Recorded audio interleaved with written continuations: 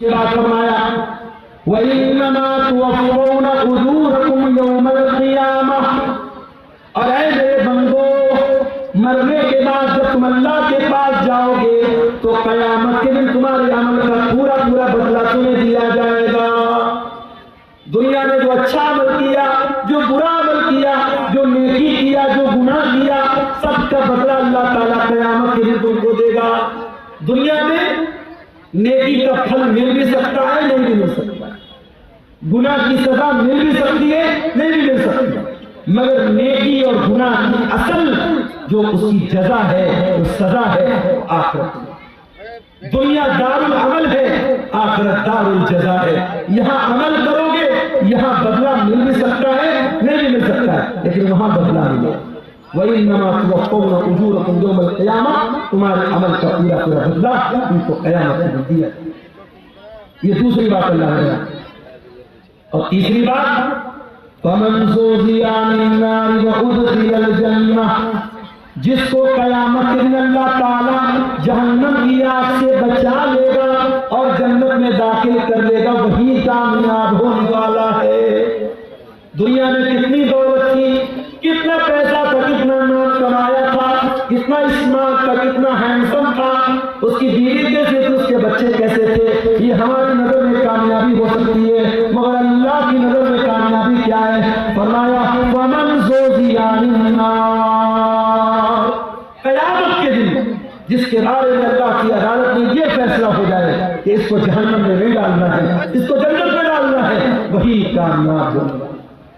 میرے بھائی، دنیا میں کوئی IAS کا ایگزام پاس کر لے، کوئی IPS کا ایگزام پاس کر لے، کوئی پولیس کی بھرتی کا ایگزام پاس کر لے، کوئی ٹیچنگ کے ایگزام میں پاس ہو جائے، اخبار میں نام آتا ہے، گھر والے مٹھائی بانٹتے ہیں، میرے بیٹے نے نیٹ پاس کر لیا، میرا بیٹا IAS کے ایگزام میں پاس ہو گیا، میری بیٹی نے میڈیکل کا ایگزام پاس کر لیا۔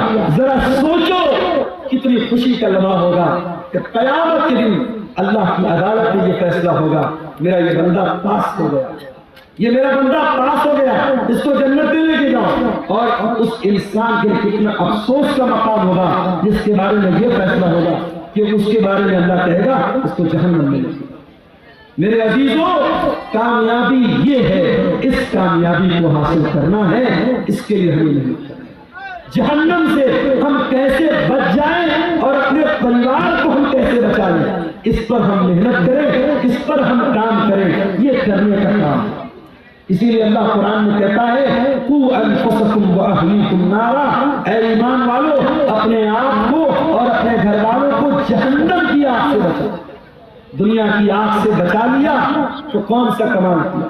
دنیا کی آگ میں انسان ایک بار جلے گا، جل کے ختم ہو جائے گا، مگر قیامت کے دن کی جو جہنم کی گرمی ہوگی میرے بھائیوں، وہ بار بار جہنم کی آگ میں انسان کو جلایا جائے گا، تڑپایا جائے گا۔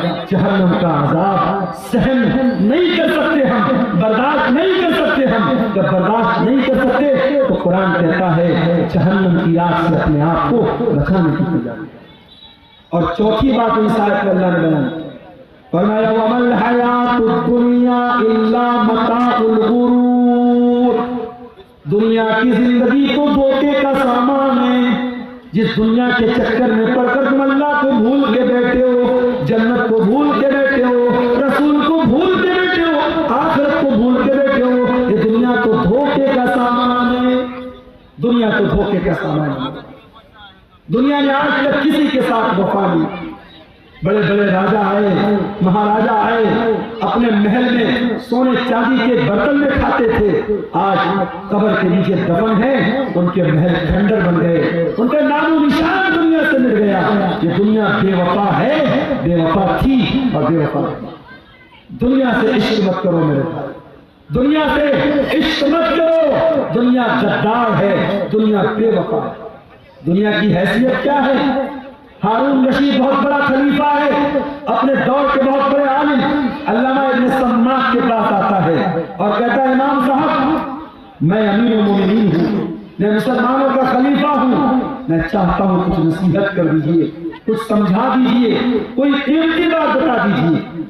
ابن سماک نے کہا امیر المومنین برا مت مانیے گا، میں بس ایک سوال آپ سے کرنا چاہتا ہوں، مان لیجیے آپ کسی صحرا میں جا رہے ہیں، سارا سامان آپ کا ختم، کھانے پینے کی ساری چیزیں ختم، اور آپ کو بہت زور کی پیاس لگی ہے، اور پیاس اتنی زور کی لگی ہے کہ اگر پانی نہیں ملا تو آپ مر جائیں گے۔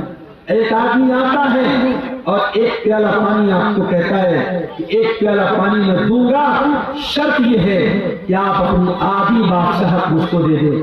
تو اے امیر المومنین، آپ کیا کریں گے؟ اس کو بادشاہت دے دیں گے اور پانی لے کر کے جان بچائیں گے یا بادشاہت بچائیں گے؟ ہارون رشید نے کہا میں بادشاہت دے دوں گا، آدھی بادشاہت دے دوں گا اور پانی دے دوں گا۔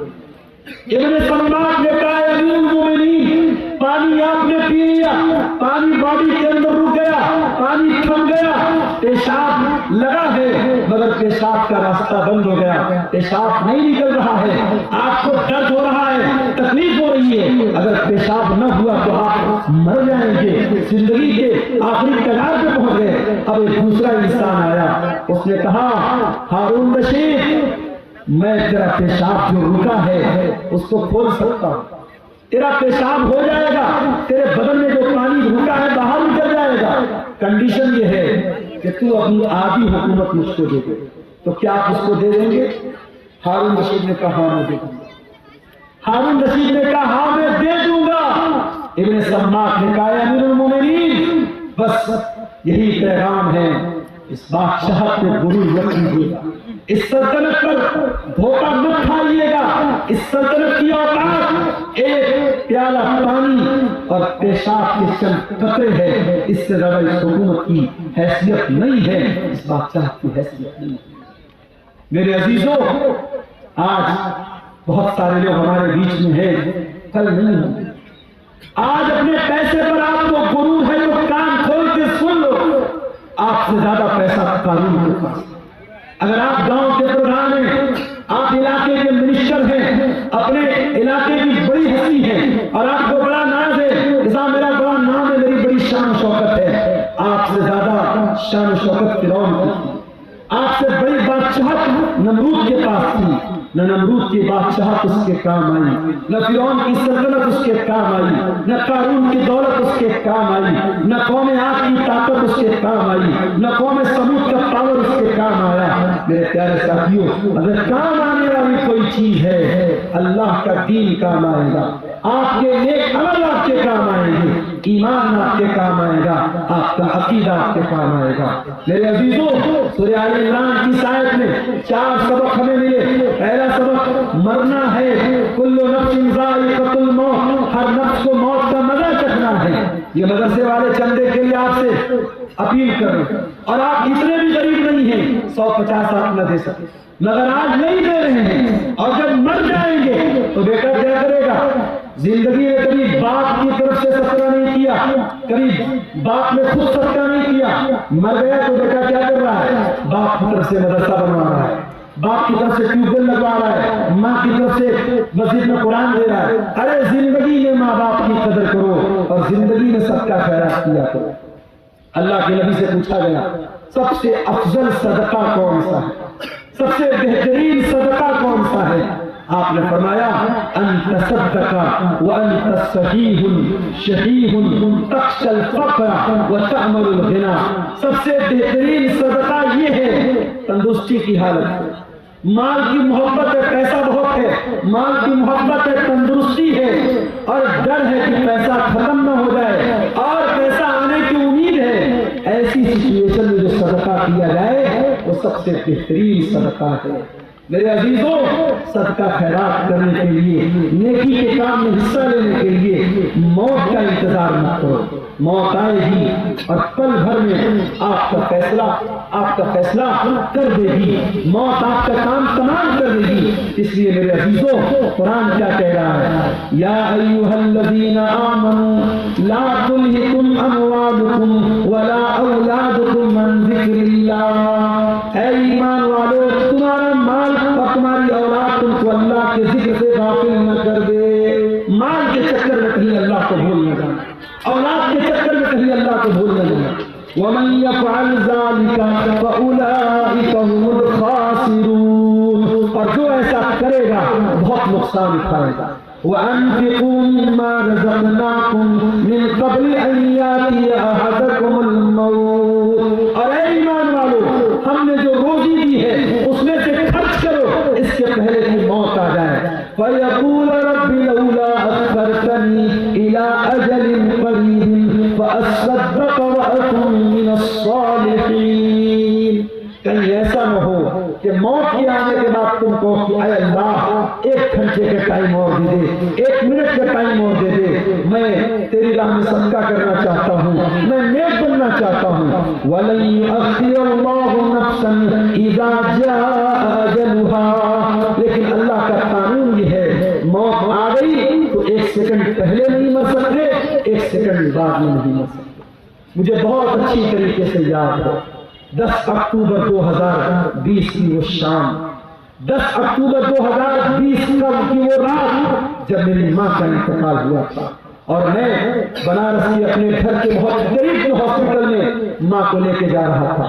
ہارٹ اٹیک آیا تھا، سوگر کی پیشنٹ تھی وہ، اور بائک پر بٹھا کر پیچھے میرا چھوٹا بھائی بیٹھا تھا، اور ہاسپٹل کے کیمپس کے اندر جیسے ہی ہم داخل ہوئے تھے ماں کا جسم بے جان ہو کے بائک سے نیچے گرا تھا، اور جب ہم لوگوں نے سارے بھائی وہاں پہنچ چکے تھے، اور جب ماں کو اٹھا کر کے ہم لوگ ICU میں لے کے جا رہے تھے تو نیچرل بات ہوتی ہے مرنے کے بعد انسان کی باڈی کا وزن بڑھ جاتا ہے، وزن سے اندازہ لگ گیا کہ اب روح نکل چکی ہے، اب موت آ چکی ہے۔ ہمارے پاس کرنے کو باتیں بہت تھی، ہم لوگ کہہ سکتے تھے 5 منٹ پہلے لائے ہوتے، ڈاکٹر نے دیکھا ہوتا، یہ ہوا ہوتا، وہ ہوا ہوتا، یہ سب بہانے اپنی جگہ، قرآن کی یہ آیت اپنی جگہ۔ وَلَن يُؤَخِّرَ اللَّهُ نَفْسًا إِذَا جَاءَ أَجَلُهَا، موت تو اپنے وقت پر آتی ہے میرے بھائی۔ اس لیے اپنے نوجوان ساتھیوں سے بھی کہنا چاہتا ہوں، سیمانچل کے جلسوں میں میں کہیں کہیں بڑی بے حیائی بھی دیکھتا ہوں، سڑکوں پر لڑکے لڑکیوں کا جنگل بھی دیکھتا ہوں، بڑا ایسا ماحول میں دیکھتا ہوں، پورے انڈیا میں وہ ماحول کہیں نظر نہیں آتا۔ میرے بھائیوں، یہ جلسے، یہ پروگرام ٹھیک ہے، ادارے والوں کے اپنے مسائل ہیں، مدرسوں کی اپنی مجبوری ہے، جلسہ کرانے بغیر ان کو چندہ نہیں ملے گا، جلسہ آپ کرائیے، شوق سے کرائیے اور تقریر آپ کرائیے، مگر میں رسیا گھاٹ کے مدرسے کے ذمہ داروں سے بھی کہنا چاہوں گا، اور ویڈیو بن رہا ہے، سیمانچل کے تمام مدرسوں کے ذمہ داروں سے کہنا چاہوں گا کہ اب بہت دیر ہو چکی ہے، اب اپنے جلسوں کو تھوڑا سا کنٹرول کر لو، عورتوں کا انتظام رکھو، لیکن سختی سے منع کر دو، کوئی میلہ ٹھیلا نہیں لگے گا، کوئی عورتوں کے سامان کی دکان نہیں لگے گی، کوئی سڑک اور چوراہے پر مردوں اور عورتوں کا جمگٹ نہیں لگے گا، اور اگر نہیں کر سکتے تو پھر جلسے بند کر دو میرے بھائی، جلسے بند کر دو۔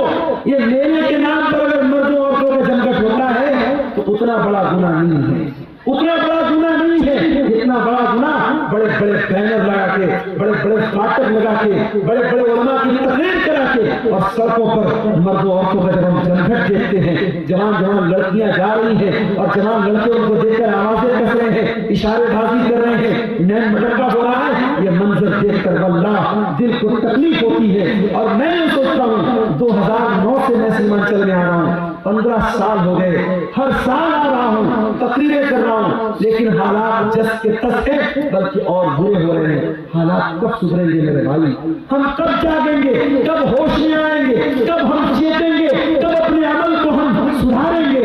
میرے عزیزوں، آج کی تقریر میں یہی پیغام دے رہا ہوں کہ اس کے پہلے کہ موت آ جائے اور یہ گناہ کرتے ہوئے اللہ کے یہاں چلے جائیں، اپنے عمل کی اصلاح کر لو میرے بھائی، اپنی برائیوں سے توبہ کر لو، اور یاد رکھو توبہ کرنے کے لیے کل کا انتظار مت کرو، جاؤ اپنے کمرے کا دروازہ بند کرو، جس طریقے سے بیٹھ کر کے بند کمرے میں موبائل دیکھتے ہو، جاؤ اپنے کمرے کی لائٹ بھی بند کر دو، دروازہ بھی بند کر دو، اور وضو کر کے اللہ کے سامنے ہاتھ پھیلاؤ اور سوچو کہ اب تک کی زندگی کیسی گزری تھی، اپنے گناہوں کو یاد کرو، اپنے خطاؤں کو یاد کرو، اور اگر اللہ کی بارگاہ میں روتے ہوئے 2-4 قطرے آنسوؤں کے گر گئے، واللہ کہہ رہا ہوں ان آنسوؤں کی بڑی قیمت ہے اللہ کے یہاں، ان آنسوؤں کی بڑی قیمت ہے اللہ کے ہاں۔ اللہ کے پیارے نبی فرماتے ہیں اللہ کو 2 چیزیں بہت زیادہ پسند ہیں، من قطرتین، 2 قطرے اللہ کو بہت پسند ہیں، قطرۃ دموع من خشیۃ اللہ، ایک اللہ کے خوف سے بہنے والا آنسو کا قطرہ، وقطرۃ دم تحرق فی سبیل اللہ، اور ایک خون کا قطرہ جو اللہ کی راہ میں رہتا ہے۔ میرے عزیزو، توبہ کر لو، جوانی میں توبہ کر لو، اپنی طاقت کے دور میں توبہ کرو، کل بڑھاپے میں توبہ کرنے کا کوئی مطلب نہیں ہوگا۔ در جوانی توبہ کردن شیوے پیغمبری، وقت پیری گرگ ظالم نیشو پرہیزگار۔ جوانی میں توبہ کرو، یہ نبیوں کا طریقہ ہے۔ بڑھاپے میں کوئی بھیڑیا بھی شریف بن جاتا ہے، جب منہ میں دانت نہیں، پیٹ میں آنکھ نہیں، شریف بن گئے تو کون سا کمال کیا۔ یہ رات کا ٹائم ہے میرے بھائی، یہ بڑا سہانا وقت ہے، بڑی برکت والا وقت ہے۔ اس وقت ہم اللہ تعالیٰ سے اگر توبہ کریں گے، اللہ سے رجوع کریں گے، مجھے یقین ہے اللہ ضرور ہماری توبہ کو قبول کرے گا۔ اور جب سچی توبہ کر لو تو اب تک جو گناہ کا کام کرتے تھے اس گناہ سے باز آ جاؤ، اس گناہ کو چھوڑ دو۔ اگر موبائل کا غلط استعمال کرتے تھے، یہی سے توبہ کر لو، نہیں کریں گے۔ اگر زنا کاری اور بدکاری میں ملوث تھے، اگر اعلان بازی میں ملوث تھے، اگر حرام کا کوئی کاروبار کرتے تھے، اگر آج میں بھی آ رہا تھا راستے میں، ہماری کار کے ڈرائیور نے کہا، راستے میں کئی جگہ غیر مسلموں کا یہ بستی گزری، ڈرائیور نے کہا مولانا صاحب ایک بات بولوں آپ کو؟ میں نے کہا بتاؤ۔ کہنے لگا کہ بہار میں اور خاص طور سے ہمارے اس علاقے میں آج کے دن ہمارے بہت سارے غیر مسلم بہت جوا کھیلتے ہیں، اور ان کا یہ ماننا ہے، غیر مسلم بھائیوں کا یہ ماننا ہے کہ دیوالی کی رات جو جوا کھیلے گا اور جیت جائے گا وہ سال بھر ہمیشہ جیتے گا، وہ کبھی ہارے گا نہیں۔ یہ مانتا ہے ان کی۔ اور ایک دن پہلے بھی دھن تیرس کا تہوار تھا، آپ نے دیکھا ہوگا مارکیٹ میں بڑی بھیڑ لگی تھی، بڑی بھیڑ لگی تھی۔ دھن تیرس والے دن ہمارے غیر مسلم بھائیوں کا یہ ماننا ہے کہ کچھ نہ کچھ سامان ان کو خریدنا ہے، چاہے جھاڑو ہی خریدیں گے مگر خریدیں۔ اور آج ابھی ہم لوگ چائے پینے کے لیے راستے میں رکے تو ایک صاحب نے بتایا کہ دکاندار فون پے نہیں لے رہا، وہ کیش چاہیے اس نے کہا ہم فون پے سے پیمنٹ نہیں لیں، آج کے دن ہم کیش لیتے ہیں، فون پے نہیں لیتے۔ تو یہ ہمارے غیر مسلم بھائیوں کے ہاں آستھا کے نام پہ بہت ساری چیزیں اندھ وشواس ہے جو دھیرے دھیرے ہمارے یہاں بھی آ رہا ہے۔ میرے بھائیوں، اندھ وشواس سے بچو، اور جوا کھیلنا ہمیشہ حرام ہے اسلام میں۔ غیر مسلم بھائیوں کے ایک تہوار کھیل رہے ہیں،